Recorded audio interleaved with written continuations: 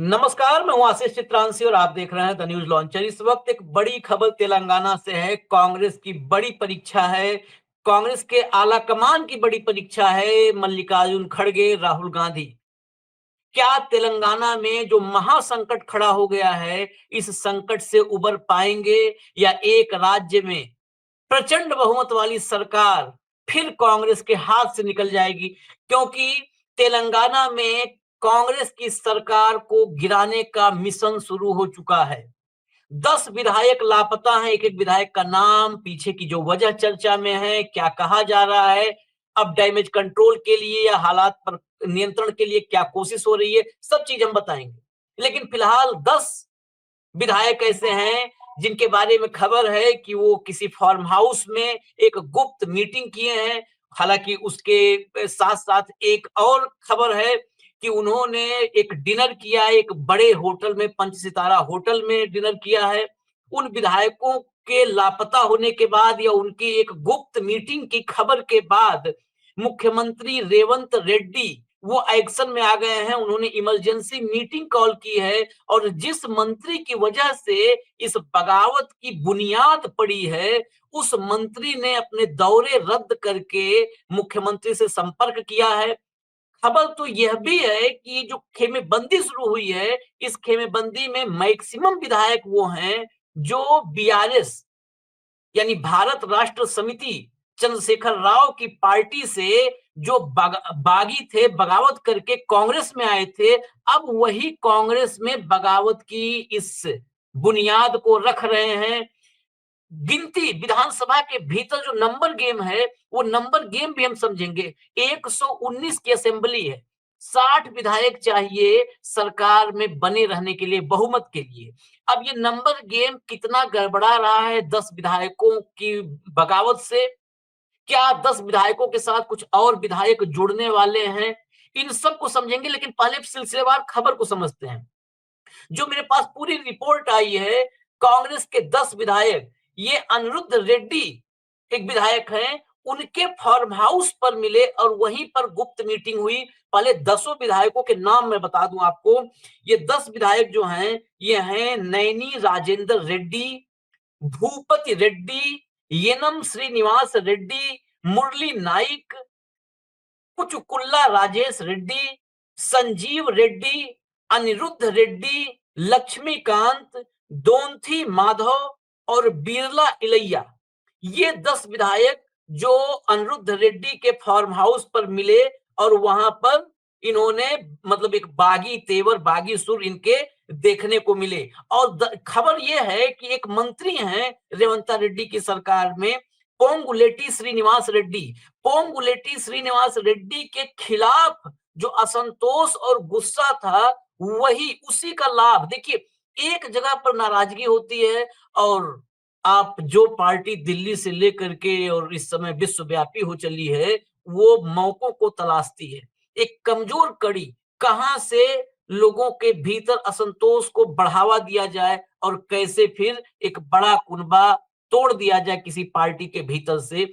ये तो परंपरा आपने लगातार 2014 के बाद से ये परंपरा हो गई, जिसे हम लोग बुराई कहते थे, सियासी राजनीति में बुराई कहते थे, राजनीति में परंपरा बना दिया भाजपा ने और मोदी ने निर्वाचित सरकारों को तोड़ फोड़ के गिराने का। अब आगे इस कहानी में जो है रेवंत रेड्डी जो कमांड कंट्रोल सेंटर है, कमांड कंट्रोल सेंटर में सभी मंत्रियों के साथ रेवंत रेड्डी की बैठक। रेवंत रेड्डी को जैसे ये जानकारी मिली, उन्होंने सभी मंत्रियों को कॉल कर दिया। और जो पोंगुलेटी श्रीनिवास रेड्डी हैं, इन्हीं की वजह से इस असंतोष की नींव पड़ी है। तो इन्होंने इनकी पलेयर का इनका एक दौरा था, विजिट था, उसको रद्द कर दिया। इन्होंने मुख्यमंत्री से, रेवंत रेड्डी से फोन पर बात की और फोन पर बात करने के बाद जो कमांड सेंटर है जहां पर इमरजेंसी मीटिंग कॉल की गई है, कमांड सेंटर में मुख्यमंत्री के पास पहुंच रहे हैं ये। अब ये जो यहाँ पर तेलंगाना में जो असंतोष, ये खबर दिल्ली भी पहुंच चुकी है, दिल्ली में भी इसकी चर्चा है। आला कमान भी लगातार नजरें बनाए हुए है, लेकिन कांग्रेस के साथ दिक्कत बड़ी है कि आला कमान में नजर बना कौन रखा है। मल्लिकार्जुन खड़गे या राहुल गांधी या उनके नीचे के लोग वेणुगोपाल, जयराम रमेश, ये लोग नजर बनाए हुए हैं। इनकी नजर बनाते बनाते कितने जगह पर पार्टी का बंटाधार हो चुका है, उसकी कोई गिनती नहीं है। हरियाणा में बुरी तरह चुनाव हारी है कांग्रेस। बुरी तरह चुनाव हारने के बाद विपक्ष में बैठी कांग्रेस में भी इतने मतभेद और इतने गुटबाजी है कि कभी कोई वहां का कांग्रेस का विधायक या नेता प्रभारी दीपक बावरिया के खिलाफ बयान देता है, कभी बावरिया वहां के स्थानीय नेताओं के खिलाफ एक्शन लेते नजर आते हैं। तो राज्य दर राज्य नजर कैसे रखती है कांग्रेस आला कमान, ये बहुत बड़ा सवाल है। और कांग्रेस की इसी कमजोरी ने भारतीय जनता पार्टी नरेंद्र मोदी को मजबूत दिल्ली में बना रखा है, और कोई वजह नहीं है।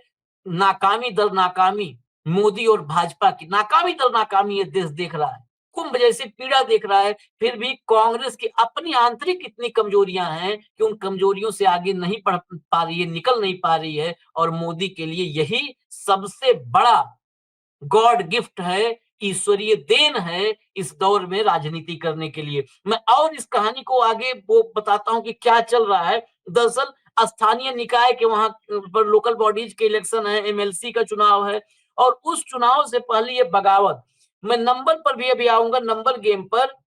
इन 10 विधायकों की जो बगावत है, इस बगावत को लेकर के जो एक रिएक्शन आया है, नागर कर्नूल से सांसद हैं मल्लू रवि, कांग्रेस के मल्लू रवि ने कहा है कि ये डिनर की मीटिंग थी और किसी तरह की बगावत या असंतोष जैसी बात नहीं है, ये डिनर मीटिंग थी, विपक्ष इसे तूल देने की कोशिश कर रहा है। लेकिन मैं ये बात मल्लू रवि के इस बयान पर जरूर कह दूं कि शुरू में पार्टी के भीतर जो हो रहा है उथल पुथल, उसको दबाने ढकने की कोशिश या नजरअंदाज करने की कोशिश ही कई बार कांग्रेस पर भारी पड़ चुकी है। अगर तुरंत उस बीमारी का इलाज किया जाए, या बागी लोगों को, अगर बागी कोई उसमें सूत्रधार है बागी, उसको पार्टी का से बाहर का रास्ता दिखाइए। हिमाचल प्रदेश में सुक्खू ने कितनी मुश्किल से बचाई थी सरकार, नहीं तो हिमाचल प्रदेश की सरकार भी चली गई होती। तेलंगाना पर अब नजर है, कर्नाटका, वहां पर भी सिद्धारमैया और डीके शिव कुमार के बीच तनाव की खबरों से बार बार तोड़फोड़ की बातें, खबरें आती रहती हैं। तीन सरकारें हैं गिनी चुनी, उन तीनों में भी अगर आप सहेज नहीं पा रहे हैं अपने लोगों को, तो मल्लू रवि ने जो कहा है, मल्लू रवि ने कहा कि विधायकों की बैठक आईटीसी कोहिनूर में हुई थी, आईटीसी कोहिनूर होटल में ये बैठक हुई थी, ये किसी फार्म हाउस में नहीं हुई थी। यानी बैठक को मल्लू रवि ने भी एक्सेप्ट कर लिया है कि बैठक हुई थी। उन्होंने बताया है कि 10 विधायकों को पहुंचना था इस डिनर बैठक में, लेकिन 10 के बजाय 8 पहुंचे। यानी एक्सेप्टेंस कांग्रेस के ही सांसद की तरफ से ये आ रहा है कि हुआ तो है कुछ और चल तो रहा है कुछ। मैं इनकी बात पर भी, मैं सारे डायमेंशन जितनी खबरें आ रही हैं उन सब पर हम चर्चा कर रहे हैं, लेकिन इनकी बात भी माने तो 8 विधायक आईटीसी कोहिनूर में इकट्ठा हुए थे। आखिर किस लिए 8 विधायक? पूरे, या तो पूरे कांग्रेस के सभी विधायक होते, या किसी की बर्थडे पार्टी होती, उसने 8 आदमी को बुलाया। 8 विधायक आईटीसी कोहिनूर में क्यों इकट्ठा हुए? क्यों वही 8 विधायक थे? क्यों पूरे कांग्रेस के विधायक नहीं थे? किसी का निजी कार्यक्रम था? या अगर निजी कार्यक्रम नहीं था तो इन विधायकों को एकजुट कौन किया? एक मंच पर बुलाया कौन? डिनर रखा कौन? डिनर के पीछे की वजह क्या थी? ये भी सामने आना चाहिए। हालांकि लीपने पोतने की कोशिश में कांग्रेस के सांसद जो मल्लू रवि हैं, उन्होंने कहा है कि मैंने व्यक्तिगत रूप से सभी विधायकों से जो जो इस मीटिंग में थे, वो फार्म हाउस में हुई या आईटीसी कोहिनूर में हुई, कहीं भी हुई, लेकिन जो जो थे उन सबसे मैंने बातचीत कर ली है व्यक्तिगत तौर पर, और उन्होंने किसी भी बगावत की संभावना को खारिज कर दिया है। बगावत की संभावना, बगावत से 5 मिनट पहले तक, मैं इसलिए इस बयान को बता रहा हूं, 5 मिनट पहले तक लोग खारिज करते हैं, कहते हैं जहां हम तो जहां हैं, जहां थे वहीं हैं, जहां थे वहीं हैं। ये कहते हुए कितने ऐसे उदाहरण हैं भारतीय राजनीति में, और खासकर जब से तोड़फोड़ का मोदी युग शुरू हुआ है। 5 मिनट पहले, पाला बदल के 5 मिनट पहले तक कहते हैं हम जहां थे वहीं हैं, और आदमी वहीं से कैमरे के सामने ही पाला बदल के दूसरी तरफ चला जाता है और कहता है कि हमने अपने अंतरात्मा की आवाज सुनी है। सवाल बड़ा ये है कि क्या नोटिस जारी होगा? हालाँकि जो खबरें हैं तेलंगाना से कि तेलंगाना की जो स्टेट कमिटी है कांग्रेस की, वो इन सभी विधायकों को नोटिस जारी करने जा रही है। नोटिस जारी अगर नहीं करती है, तो फिर ऐसी बगावत को बहुत बड़ी ताकत मिल जाएगी, इतना तय मानिए। अगर नोटिस जारी नहीं हुआ, एक्शन नहीं हुआ, तो बहुत बड़ी ताकत मिलेगी। क्योंकि एक तो दल बदलुओं को ला करके आपने सब बीआरएस के बागियों को ला करके विधायक बनाया। उसी समय जब वो चंद्रशेखर राव को छोड़ सकते हैं, तो आपको कब तक आपके पास रहेंगे इसका क्या भरोसा है? भारतीय जनता पार्टी जब 4-4 दशक के निष्ठावान नेताओं को उनके पुराने track record IT, CBI, ED और पुरानी फाइलों के दम पर 4-4 दशक पुराने नेताओं की निष्ठा को बदल देती है रातों रात, तो जो अभी छोड़ के आए उनकी निष्ठा का क्या प्रश्न है? इसमें मैक्सिमम जो 10 में है, ये मैक्सिमम विधायक ये बीआरएस से होकर के आए हैं। एक तेलंगाना कांग्रेस के एक सीनियर लीडर का मेरे पास इस पर रिएक्शन आया है। उन्होंने कहा है कि इस बात की पूरी संभावना है कि राज्य नेतृत्व विधायकों से स्पष्टीकरण मांगेगा। अगर ऐसा नहीं किया गया तो पार्टी कार्यकर्ताओं में गलत संदेश जाएगा, जो मैंने अभी कहा था कि अगर इनको नहीं जो है वो किया जाएगा तो गलत संदेश तो जाएगा ही जाएगा। ये वही सब करीब-करीब हैं जो जिन्होंने बगावत की थी चंद्रशेखर राव से। अब आते हैं जरा विधानसभा के संख्या बल पर। तेलंगाना में जो असेंबली है वो टोटल 119 की असेंबली है, यानी 60 वो स्ट्रेंथ है जिस पर बहुमत होगा, सरकार चलती रहेगी। अब 60 में विधायकों की संख्या अगर देखें तो सत्ता पक्ष के पास बहुत अच्छा बहुमत है। 76 76 है सत्ता पक्ष के पास, जिसमें कांग्रेस के 75 विधायक हैं और एक सीपीआई का है। कुल मिलाकर के इंडिया अलायंस अगर उसको कहें तो 76 हो गए, 75 अकेले कांग्रेस के हैं और एक सीपीआई का है। सरकार बनाने के लिए 60 चाहिए। अगर 10 ये विधायक बागी विधायक कांग्रेस की सरकार से हाथ खींच लेते हैं, तो ये संख्या 76 से 66 आ जाती है। लेकिन अगर इन 10 विधायकों पर सख्त कार्रवाई की जाती है, इन 10 की सदस्यता जाती है, क्योंकि ये 10 अगर अभी का जो स्ट्रेंथ है, इस पर इनकी सदस्यता चली जाएगी। स्पीकर वाली जो पावर है, वो कांग्रेस के पास है। वो कांग्रेस के पास है स्पीकर की पावर। तो इन 10 की सदस्यता जाएगी तो 119 जो है वो 119 रह जाएंगे 109 और 109 पर बहुमत के लिए चाहिए 55 विधायक। 10 के जाने के बाद भी 66 होंगे, यानी 55 से 11 विधायक ज्यादा होंगे। बहुमत से आंकड़ा काफी ऊपर होगा। लेकिन सवाल यही है कि क्या डैमेज कंट्रोल किया जाता है?